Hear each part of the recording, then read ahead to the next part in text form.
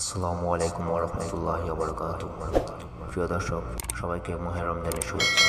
আশা করি আল্লাহর অশেষ রহমতে সকলেই ভালো আছেন। মাহে রমজান আসে আমাদের সবার পরিবর্তনের জন্য।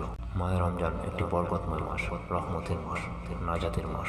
আল্লাহ পাক রব্বুল আলামিন আমাদেরকে মাহে রমজানের মতো একটি মাস দিয়েছেন, সেজন্য আল্লাহর কাছে লাখ কোটি শুকরিয়া, আলহামদুলিল্লাহ।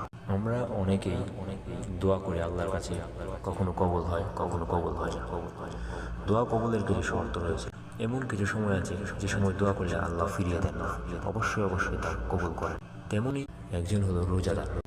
এক হাদিসে এসেছে, সোয়াবের উদ্দেশ্যে যে ব্যক্তি রমজানে রোজা রাখে আল্লাহ পাক তার জীবনের সকল গুনাহ ক্ষমা করে দিবেন। অন্য একটি হাদিসে এসেছে, 3 ব্যক্তির দোয়া কখনো ফিরিয়ে দেওয়া হয় না। রোজাদার ব্যক্তির ইফতারের সময়ের দোয়া, ন্যায়পরায়ণ শাসকের দোয়া ও মজলুমের। তো আমরা এই রমজান মাস পেয়েছি। রমজান মাসে আমরা সবাই ইফতারের আগে আল্লাহর কাছে দোয়া করব।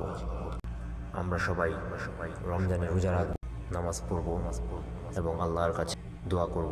আল্লাহ পাক আমাদের সবার মনের আশা পূরণ করুক। এরকম আরও ইসলামিক ভিডিও পেতে আমাদের চ্যানেলটি সাবস্ক্রাইব করে পাশে থাকুন। সবাই ভালো থাকবেন, সুস্থ থাকবেন। আল্লাহ হাফেজ।